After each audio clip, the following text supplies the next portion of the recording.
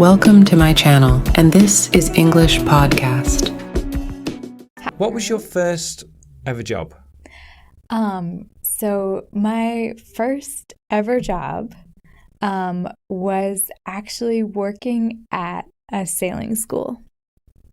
So eventually I became a sailing instructor, but in the beginning I was just a helper. So I would help move boats and tell people who wanted to rent the boats what to do and where to go. So we rented kayaks and small sailboats and small catamarans, and that was the beginning of my working career. Very cool. Yeah. How old were you? I was 15. Right. Mm-hmm. Was that like a summer job? 16. It was a summer job. And is that common around that age in America? I think that because we have a longer summer break than a lot of other countries, I think it's pretty common for American teenagers to have some kind of a summer job. Right. Mm-hmm. So yours was working at a sailing school. Yes. But you didn't teach sailing at first? No. That came later? That came later. I had to work my way up to that. Of course, my very first job was as a babysitter. Yeah. So I actually became certified to babysit, and I babysat for our neighbors' children for several years. Yeah, growing up watching American movies, that seemed quite a common thing to babysit. Yeah. And what age were you when you did that? I think that I got my certification when I was about 12. So probably from the time that I was 12 until, much later. Mm-hmm. It was not a regular job, but every couple weekends or so, I would do some babysitting.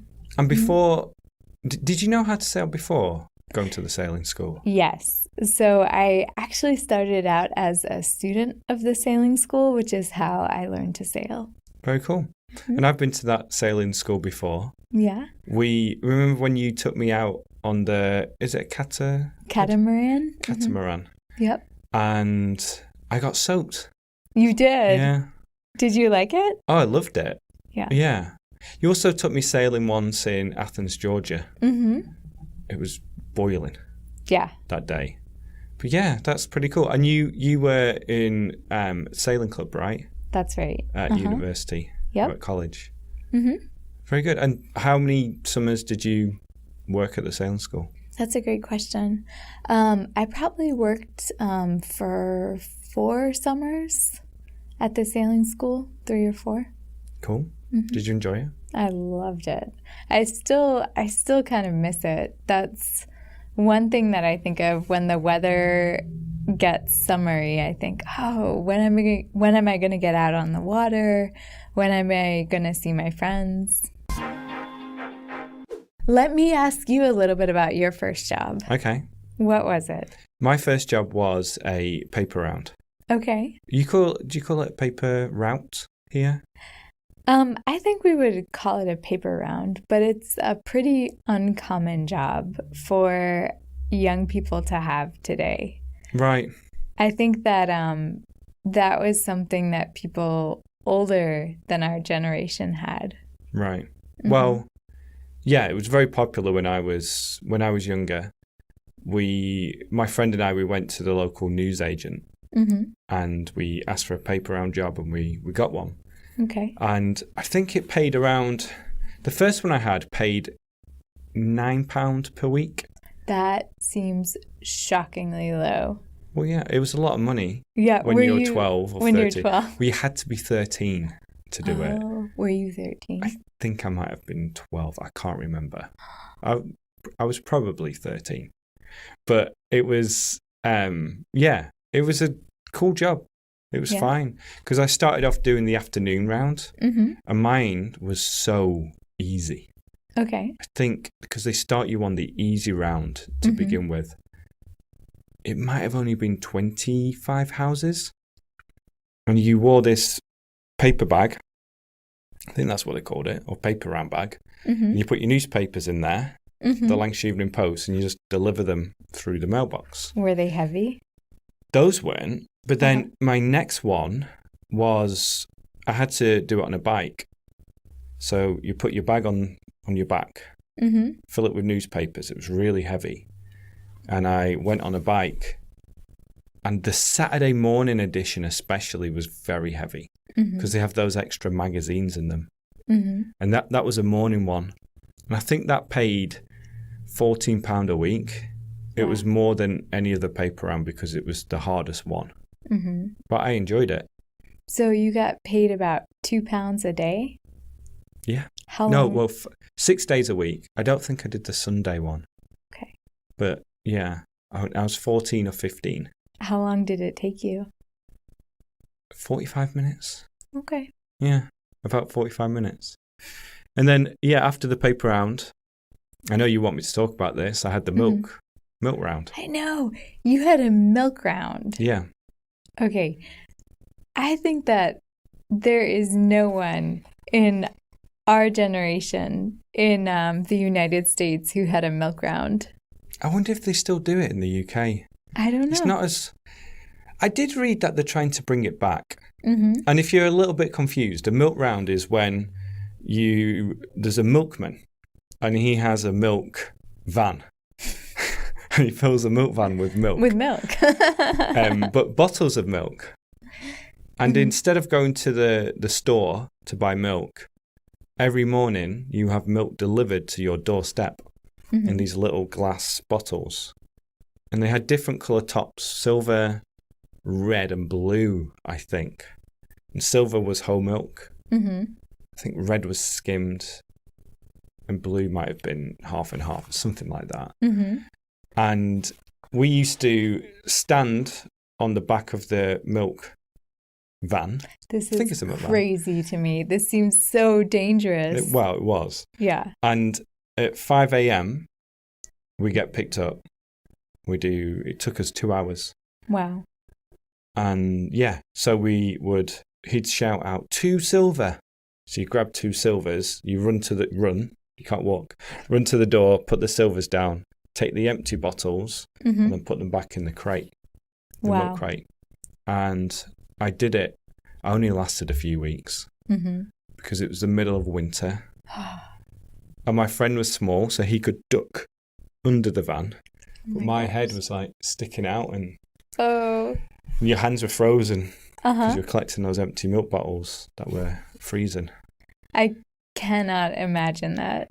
Yeah. I can't imagine it. But that wasn't my most dangerous job. What was your most dangerous job? At the driving range. Oh. Did I ever tell you about that job? I think you might have told me a little bit, but clearly there's more to talk about. Well, so at the golf driving range, I think I was 15, and then I was doing the milk round, and then we realised that we could get paid £5 an hour instead of £2.50 an hour to work at the driving range. But they started all the new people in the wrong way. Uh-oh. What did they do? Well, they gave you one of those like tubes to collect. She had to stab on the ball and it'd go up. I think it held probably 20 balls, this little tube. And they'd say, okay, go to the 150-yard line, which is the most popular range to hit when you're practicing golf, and go collect the golf balls. And they did it. They put us out there at peak hours. And they gave us a helmet. So like a motorcycle helmet. And and if you go to the driving range and you see some kid with a helmet on collecting golf balls, that's an immediate target. Oh, no. So everyone would just aim for you. And it was dark. And you just didn't see these balls coming. And they just hit you in the back, hit you in the leg. Was it really painful? Yeah. I mean, getting hit by a golf ball. It's incredible that they did it before health and safety went crazy and banned those kinds of jobs. So yeah, that was a job I did for a little while, but it got a lot better because I only worked Sundays after a while. And the Sunday job was easy because nobody went to the driving range. on a Sunday because they were playing golf. Right. But then you get in one of those carts. What are they called? Like the quad. We call them golf carts. Well, it wasn't just a golf cart. It was more like a buggy. Like a dune buggy? Yes. Okay. And then it had this thing on the front where it would collect the golf balls. So we collect the golf balls. No one would come. And then we'd hit the golf balls. Yeah. So it was a fun thing to do. Did your golf game get a lot better? A lot better. I would imagine so. Yeah, a lot better. I bought some golf clubs there and started to play a lot of golf. Yeah. Do you miss golf? I'm going to start playing again. Great. So yeah, that was an interesting job. What other jobs have you had after sailing school? After sailing school, to be honest, most of my jobs have been teaching jobs. Yeah. So I've been an ESL teacher abroad and online. I have also been an English language teacher to American students. So I've taught English language arts, which is like literature and reading and writing. And I've done that in public schools. And then I'm about to be an assistant teacher. So most of my jobs have been teaching in one way or another. Yeah. Yeah, we lived in Spain for a couple of years, and we both taught English there. Yeah, which then led to all of this now. All of this, yeah. Yeah. Did you have any jobs at college? I mostly was focused on studying, and I was the captain of the sailing club, and I had sailing club. Sailing club. Well, it was like a sport, but it was also kind of an intramural. Yeah. Recreational sport. So we competed, but it was also a lot of just more relaxed activities. Right. We weren't a college competition. No, and that's important because in the UK, if you'd say I'm on the football team or the rugby team, it doesn't mean that much. People don't watch this, but in America.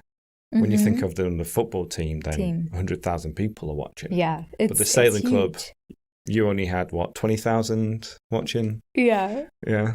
20,000. No. It was all very relaxed. But we were competing against some schools that had very competitive programs. Right. They beat us. Yeah. Yeah. But so that was one thing. I was doing some freelance editing. Oh, yeah. At the same time. That's right. You used to write books. Yeah. That's right. I remember that. So, yeah. So I did a lot of I did some ghostwriting and editing and that kind of work too. What has been your most challenging job? Most challenging? The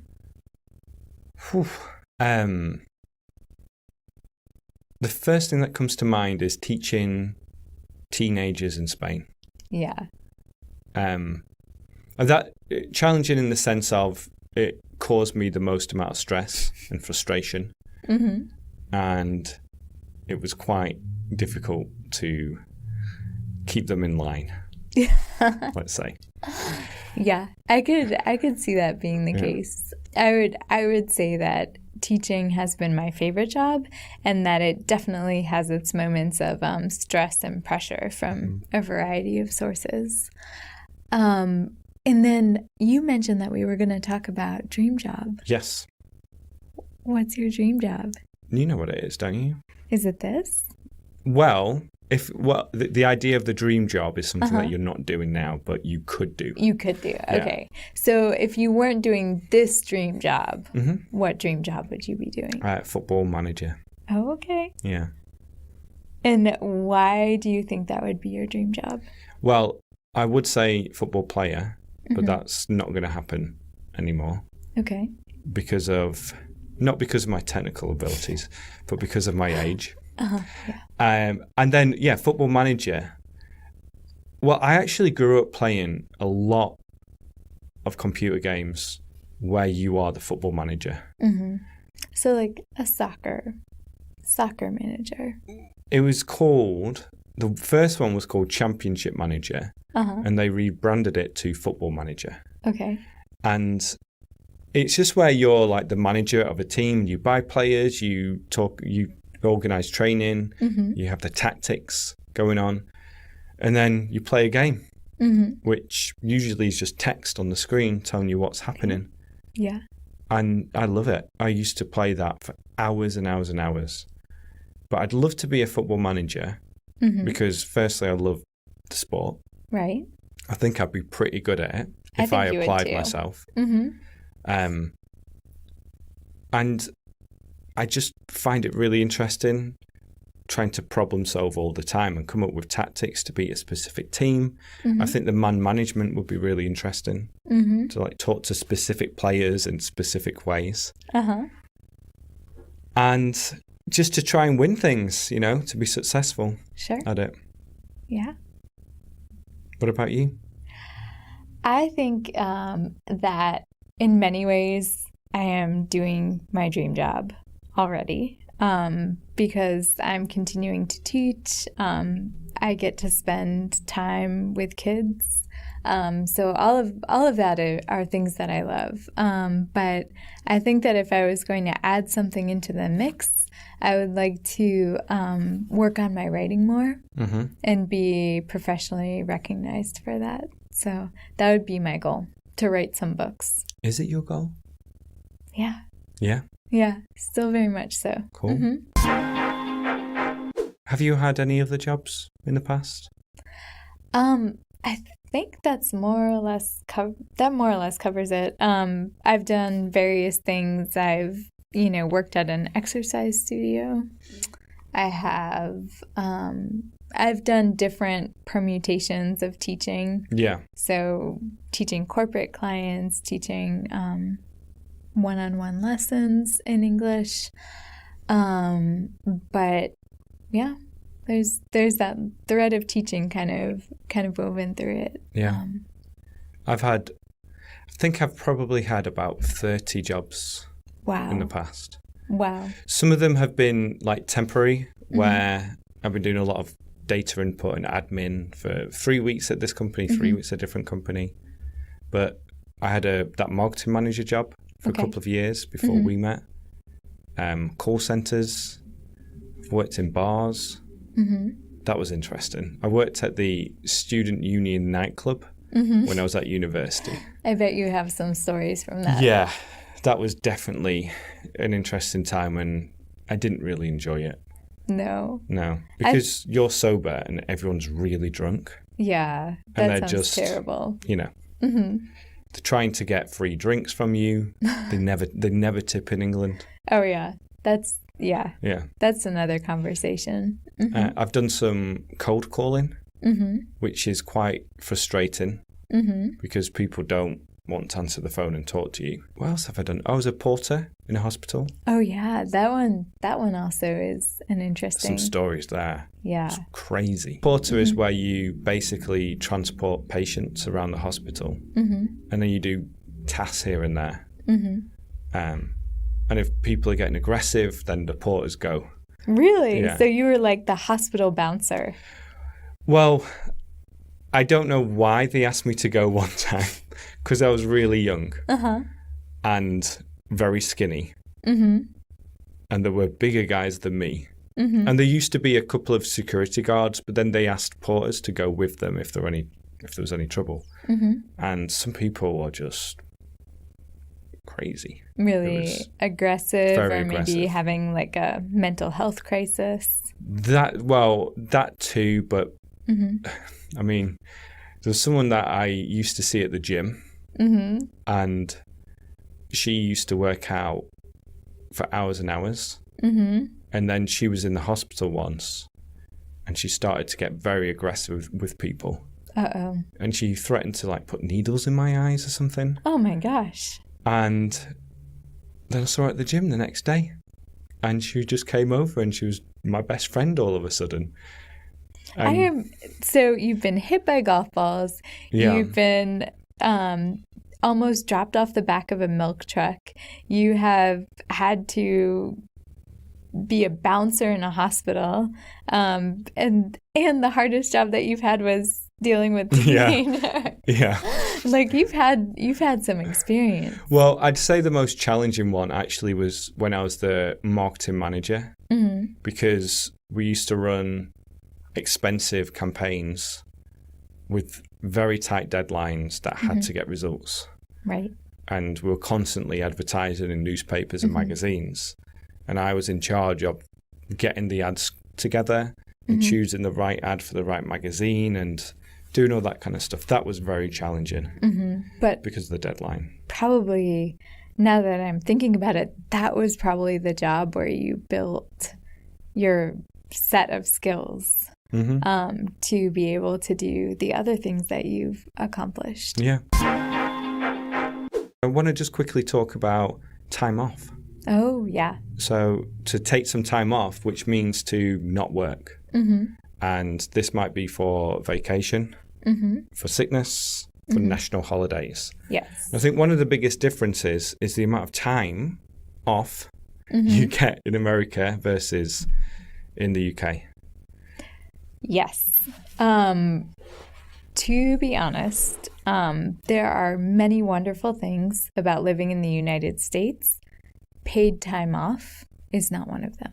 So I think that the average job, 9 to 5, full-time job, comes with about 10 days off a year. Yeah. And that doesn't include national holidays, which there are a few national holidays, but that's it. Yeah. So 10 days off. So if you get sick, or if your children get sick or anything like that, it's really easy to eat through the time off that you have. Do you paid. get sick days?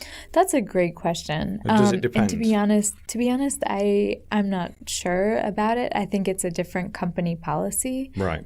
Depending on where you work. Right. And in the UK, I remember it was 28 days paid leave. Is that the right way to say it? Paid leave here? I guess so. Yeah. Yeah. Or paid days off. Paid days off. Yeah, 28 days. And I remember actually when I was working in that marketing manager job, by the way, they didn't give me the title marketing manager, but I was a marketing manager.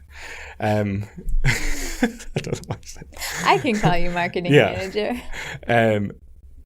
So you'd look at your calendar for the year and you'd have to get in there quick to get the days that you wanted, because you couldn't clash with somebody else or with more than 2 people in a department.